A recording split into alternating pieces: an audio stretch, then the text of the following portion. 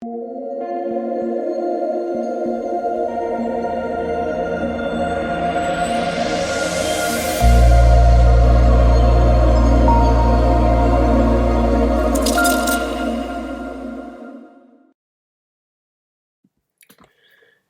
what is going on, guys? It's DK. Back at you with another video here to break down the 3-game CSGO main slate on Thursday. Before I get into the video, if you guys are new to the channel, my name's DK. I make daily videos breaking out NBA, NFL, PGA, and esports daily fantasy sports slates, esports including Call of Duty, League of Legends, and this one, Counter-Strike CSGO. Also, I just wanted to say thank you guys all for all support. We are now over 3.1 or 3.31 thousand subscribers. If you guys are listening to this on podcast version, I do have it on Apple Podcasts. It's the DK DFS show. Would really appreciate if you guys could leave a 5-star rating and a review. That would really help me out to continue to grow that as well. But yeah, with that out of the way, let's jump into the video. Before we get into players and the prices, what we can do is we can look back at my lineup here from Wednesday slate. So Wednesday was a very, very tilting slate because of one guy. Yeah, it's because of one guy. His name is Masuta. So, man, we can go over my lineup. I cashed in the showdown. I don't have to show you guys that, but in the big tournament, just missed the $33 tournament. So I ended up losing money overall, actually, which is super frustrating. But okay, let's go over my main slate lineup. So I had Hunter, Kenny S, Zaiwu, again, Masuta, Bubshi, and a core. Yeah, it was looking really good after that first game, obviously, with Bubshi and a core. Both were a little bit higher on the $33 tournament, but yeah, core was amazing, and he was one of my favorite value plays there. 98 fancy points, Bubshi had 72. And then going into that Vitality game, I thought it was looking decent. Again, I felt pretty good about the G2 guys in the later game. Ended up, Zaiwu played really well, but you had Masuta went 31 and 55. And he actually salvaged his day a little bit. On the first map, I think he had negative 14 points. And then the second game, Vitality won. So Vitality lost the first game. Masuta had like way negative points. And I think he had negative 14. The second game, Vitality won 16-3. Now, I wasn't watching that game, but I was kind of keeping track. And I saw 16-3. I was like, oh, thank God. All right? Like, they won 16-3 easy. Like, Masuta had to have at least a decent game, right? At least, like, double positive or so if they win that easily. I checked the score. He went 9-15. How is it even possible to go 9-15 when your team wins 16-3? Like, I did not know that was possible. Everyone else on the team obviously killed it. Yeah, third map, I guess he's somewhat salvaged, got me out of the negatives. He was in the negatives for a while. And then it was to a point where Draftkings FL was just trolling me. They were updating his deaths, but not his kills. So he was like negative 18, negative 20. He was up to like negative 22 before DraftKings finally updated something. Yeah, I mean, the rest of Vitality is always a risk for me. I never feel good about it. But he's just he's the one that fit into my lineup. He was the last piece, right? So I wanted to play Hunter in the captain spot with Kenny S. I wanted to play Bubshi in the core and then Zaiwu. And I only had like one or two options I could choose from. I figure, okay, Masuta's hovering. He hovers usually around a 1.0 KD. As long as he does decent, right? 40, 50, maybe even 60 fancy points. I'm fine with that. 15 fancy points. Yeah, guys, that was super tilting, and especially because I missed the money in the $33 tournament by like 1 point. Ugh. If he just has a normal day, right? If he just puts up, let's go to the $33 tournament.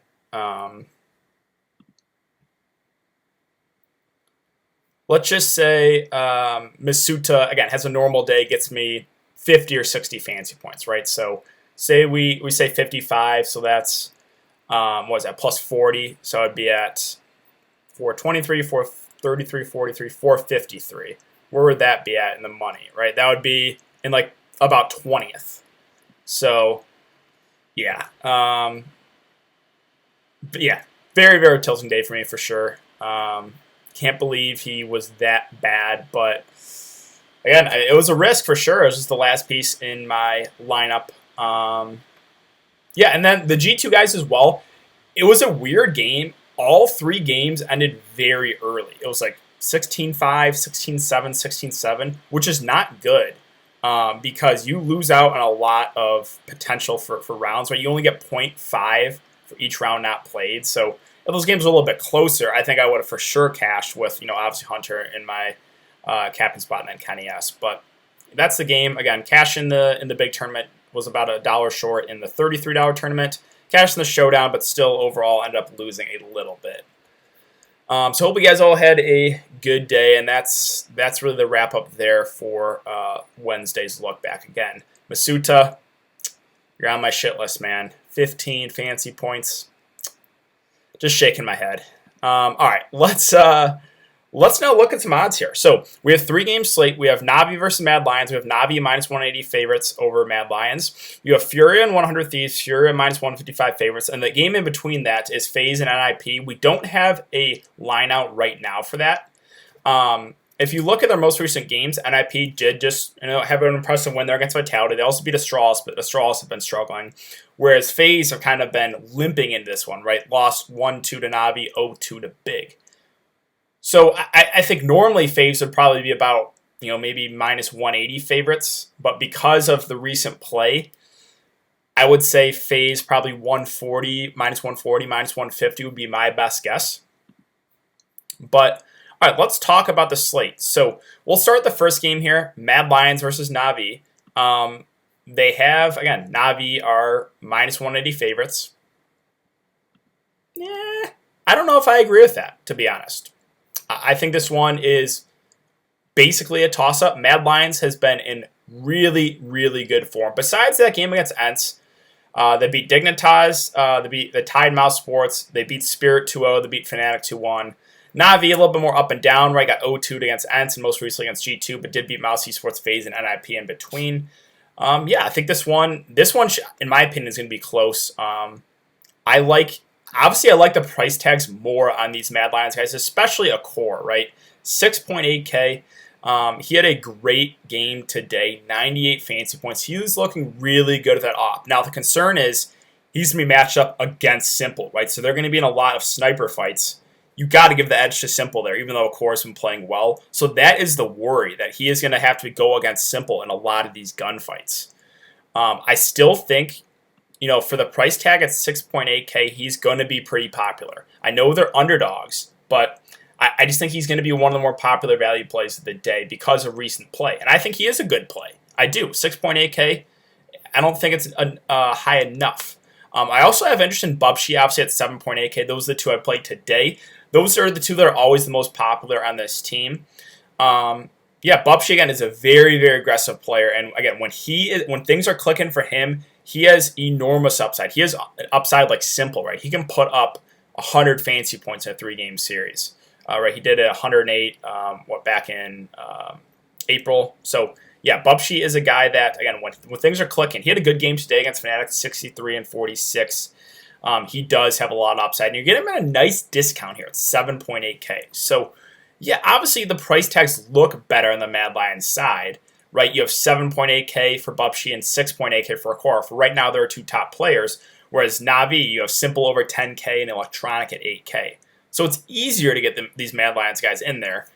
Rouge and Asilion, I know they've been decent, but I don't know if I get to either of them. Now, Rouge, the last couple of games, 44 and 34 and 47 and 39, so I could see playing him at 6.4K. I know Shajush has really been struggling. Bad day today against Fnatic, 40 and 48.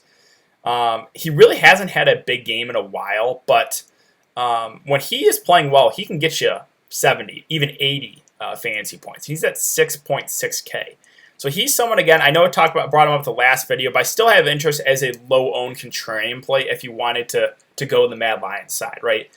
I know, again, he's been struggling, but if you look at his overall numbers, they're still pretty good. 0.71 kills per round, 0.64 deaths per round, a 1.12 rating 2.0.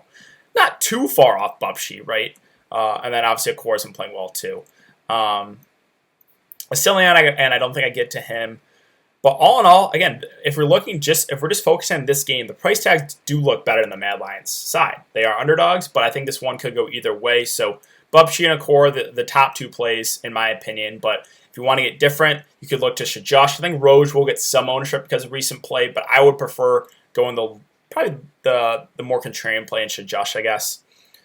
And then let's talk about Navi. So they are favorites. Again, they're the biggest favorites right now at minus 180. I don't know if I necessarily agree with that because of how good Mad Lions are playing and how Navi is just, they're so up and down. They've got upset against really bad teams. So I never really feel confident in Navi winning.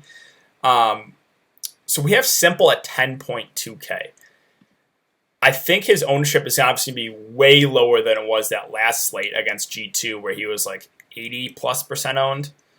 He had an off game. That was his floor game. They got 2-0'd. He went negative, actually, 45 and 47, something you rarely ever see with Simple.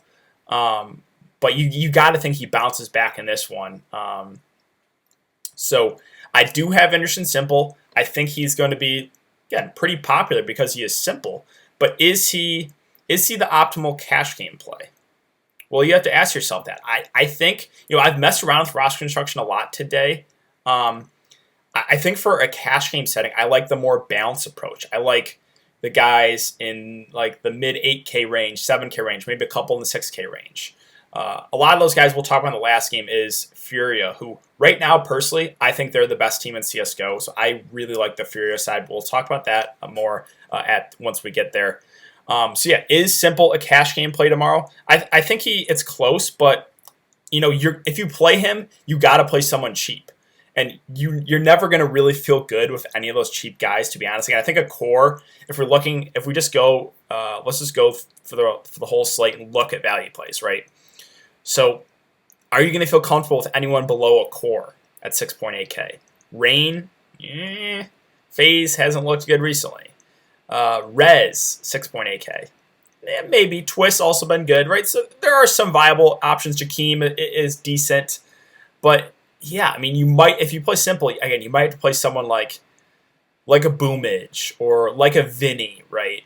So that's the risk you're taking. If you feel confident in one of those cheap guys, then yeah, going the Simple route kind of does make sense because he has enormous upside. It's just, you might have to sacrifice a little bit to get him in there. And then Electronic at 8K. He's been in really, really good form. He in the game they got 2-0'd, he went 59 and 47. The last 3 games, 49 and 36, 88 and 71, and 59 and 47. He looked like their best player last game. Now, sure, again, Simple had an off game. That's most likely not going to happen again. But I still have interest in Electronic. Now, again, the price tags do look better on the Mad Lions side. But if you wanted to go, Navi, those are the two guys. Obviously, I'm interested in because they do really carry the roster. You can look at Navi's stats. Simple has an insane 0.86 kills per round, 0.60 deaths per round. Electronic looks good too, 0.72 and 0.65. Everyone else is way negative there. So the only way I would consider one of these guys, Perfecto, Boomage, and Flamey, is if you're going more that Stars and Scrubs approach. So, right, if you're playing Simple, if you're playing Nico, if you're playing maybe a couple of those Furia guys, then you obviously have to take a shot in one of the cheap guys. The only way to consider these guys is if you think Navi wins 2-0. I guess it's possible, but really, I think this one could be close. But yeah, that's the only way I consider Perfecto, Boomage, or Flamey is if you get that plus 20 2-0 bonus. If it doesn't go 2-0, if it goes 3 maps, or they get 0-2'd, obviously, yeah, you're going to be in rough shape. So let's now move on to NIP versus FaZe. So the guys, again, the underdogs here, I assume underdogs are going to be NIP, even though FaZe have been struggling recently. The price tags look really good on these guys, like they did the Mad Lions side, right? You have Knock at 7.4, Plopsky at 7.2. And then Twist has been good too, 6.6. Rez has flashed a little upside at 6.8K. So the price points on these guys do look good. Now, my favorite play is Plopsky at 7.2K. It's always him and Knock for me. When you have Rez and Twist priced about the same as them, I'm just going to give the edge to Knock and Plopsky. I know Twist has been good recently, but I just like Plopsky and Knock more when they're priced about the same. Plopsky, he's the most aggressive player on this team. I think he has the most upside. His numbers 0.73 kills per round, 0.64 deaths per round, knock at 0.72 and 0.63. So very, very similar. Twist is hovering around a 1.0 KD. Kind of the same thing with Rez. Then Hampus is slightly negative. So are all these guys viable? I think they are, right? Hampus is a really cheap price point. FaZe has been struggling. I think the only way I consider him is, again, if you think NIP win 2-0.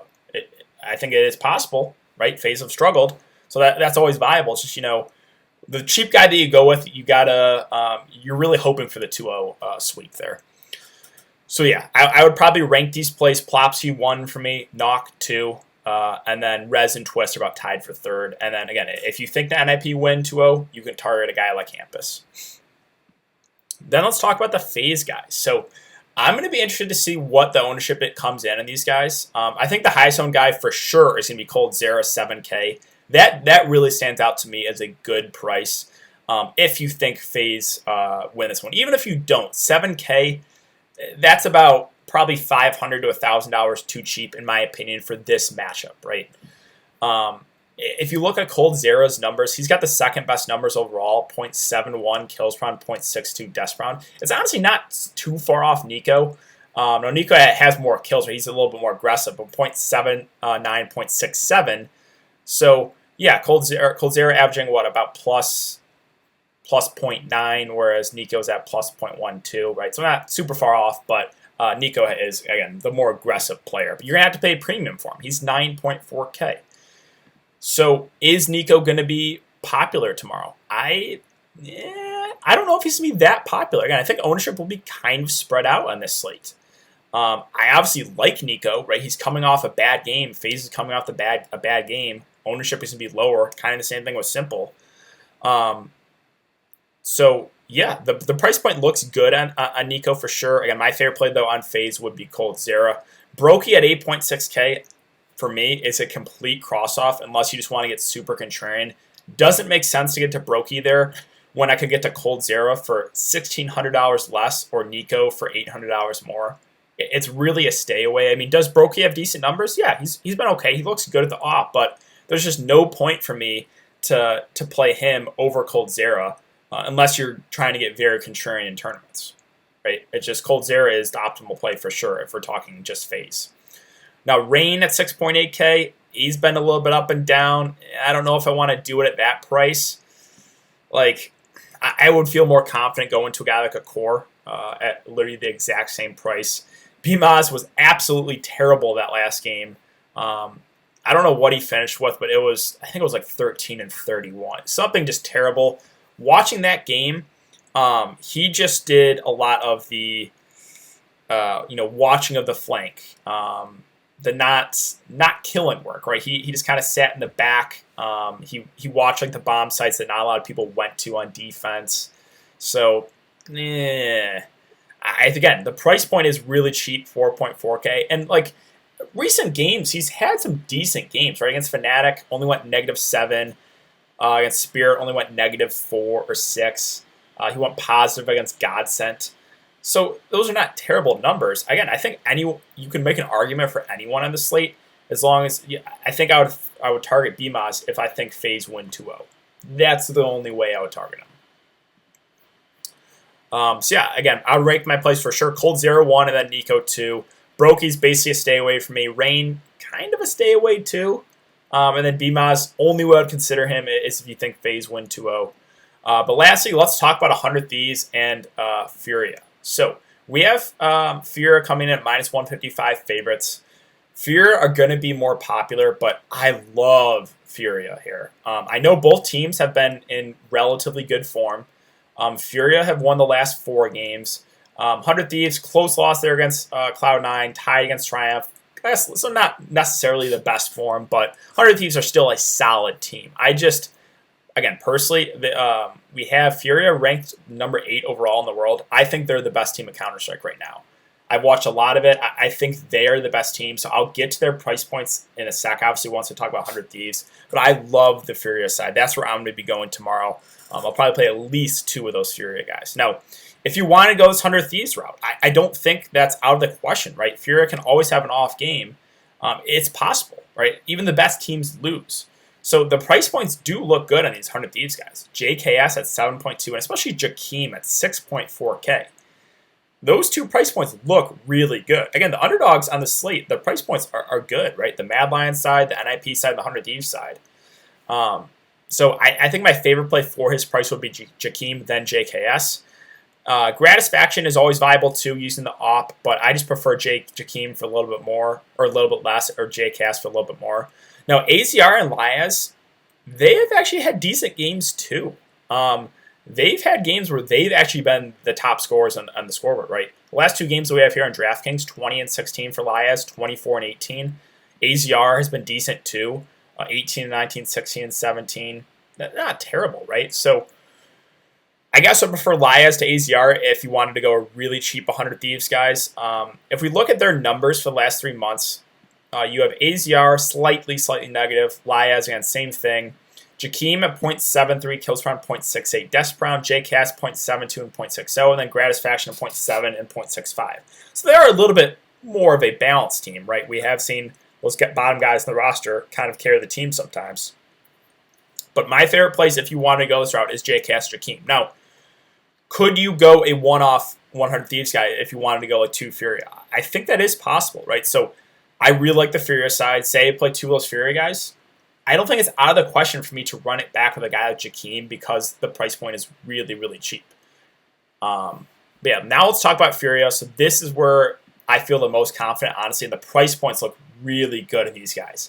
Quesarado 8.4, Yuri 7.6K.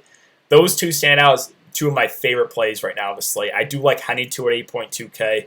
All three. The good thing with this roster is we know where the production is coming from. Those three do really carry the roster. Now, Art actually did have a good game that last game. He had 86 fantasy points. More of an outlier, right? We don't see that a whole lot.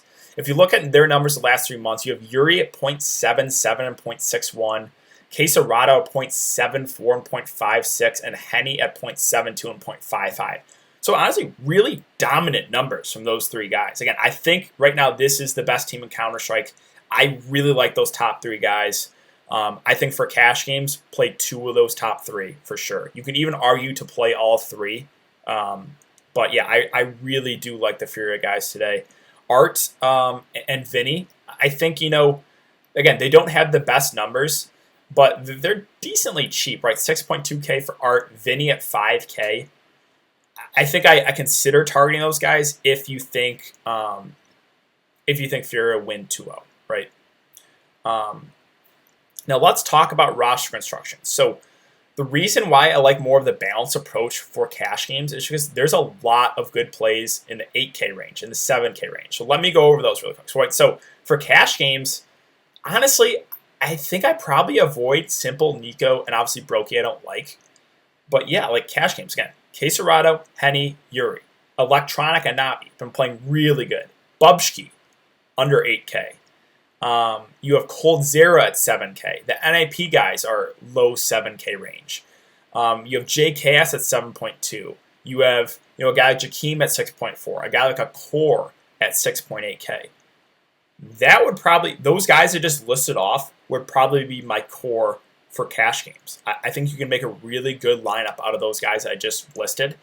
Now, if you wanted to go with one of these guys at the top, right, Simple or Nico, you're going to have to sacrifice a little bit to get them. Now, if you wanted to play both, I think that's viable, but you're going to have to get really risky, right? So let's just say we played Simple, Nico, Quesarado, right? Those, like, in my opinion, like the top 3 overall plays we're not considering salary. You have 7.7K remaining. You still have to play a value option too. So you're for sure going to have to play at least 1 or 2 of these cheap options if that's the way you want to go. Now, again, if you feel good about one of the cheap options, then sure, that's viable. But I don't really feel confident in any of those guys. When I play one of those cheap guys, it's normally kind of a shot. Again, Masuta, that was kind of a shot in the dark. Was just hoping he didn't kill me. He did kill me. So it's all about how you want to go. That's why I think I prefer the balanced approach in cash games. There's just a lot of good plays in that 8K, 7K, even the high 6K range. But again, for GPPs, Simple obviously in play. Nico in play. It's just you got to play probably at least one of those cheap guys that you're most likely not going to feel great about. But I think that is going to do it for the video, guys.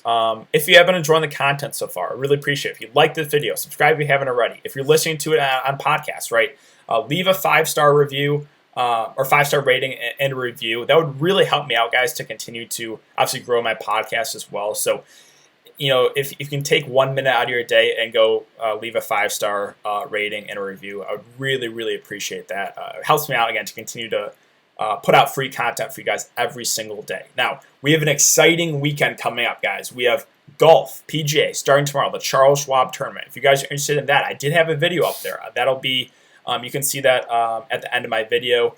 And then also, we have Call of Duty coming up this Friday.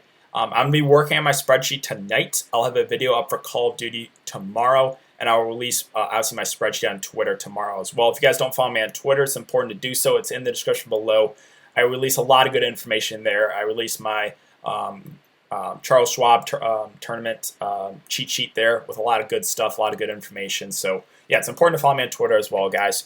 But thanks again for everyone to come and check the video. Really do appreciate it. Hope you guys all have a good day, and I will see you all in the next video.